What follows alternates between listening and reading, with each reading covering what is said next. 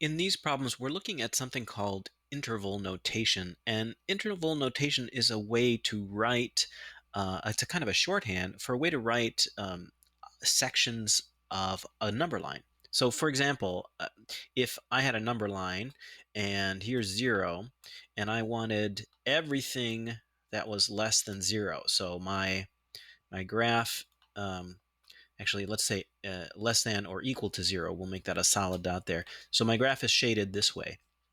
You might write that as x is less than or equal to 0. And if you wanted to be fancy about it, you'd use the full set builder notation where you'd put another x here and a straight line, and then these little curly brackets around it. And this would be called set builder notation. We would read that as x, the set of x such that x is less than or equal to 0. There is another way to write this, and it's called interval notation. And what we do with interval notation is we make some brackets, either regular parentheses, the curved brackets, or the square brackets. And then we show the interval from the lowest number to the highest number. So in this case, the lowest number, what is the lowest number that x could get to? Well, it just stretches off forever towards these negative numbers. So the lowest number we could represent as negative infinity. So there's negative infinity, and the highest number is going to be 0. So there are my two numbers, negative infinity and 0. What we do is we just put a comma between them, and then we put brackets around them. And the type of bracket you use depends on whether the actual number is included. Here, 0 is included. X can equal 0. We use square brackets when you include the number. And then for numbers that are not included, we use a curved bracket, a regular parentheses. In the case of infinity or negative infinity, that's always going to be a curved bracket because you can't really get to negative infinity. There's always going to be a number one less than that. So we're going to put the curved bracket always with infinity. So this is interval notation, and this up here is what we call set builder notation. So in these problems, we're just trying to take something in set builder notation and turn it into interval notation. So let's take a look at this first one.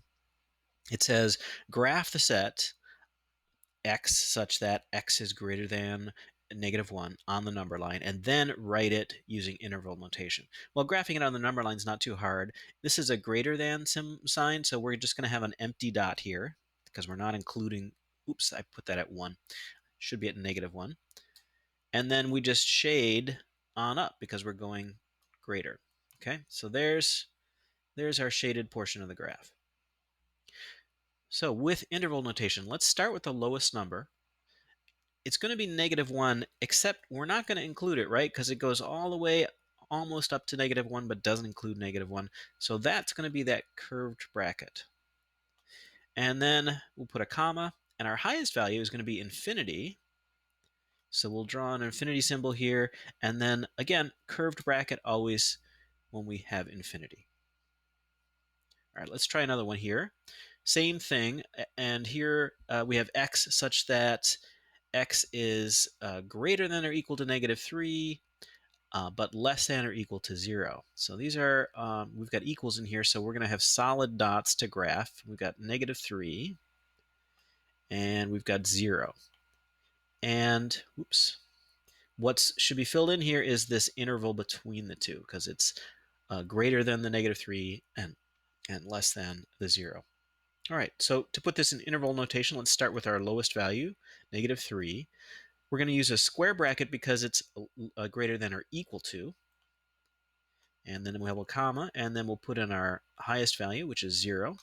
And again, we'll have a square bracket because that's less than or equal to. So both the -3 and the 0 get included there. All right, one more.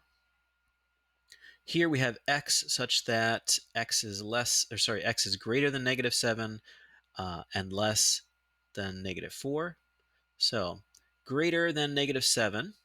So we'll have an empty dot here, and less than -4. So we'll have another empty dot here, and it's this interval in between them.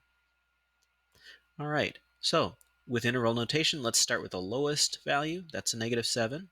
We don't include it because this is just a regular old greater than, so that's a curved bracket, then a comma, and then our highest value is -4. And again, we don't include it because it's just a plain old less than.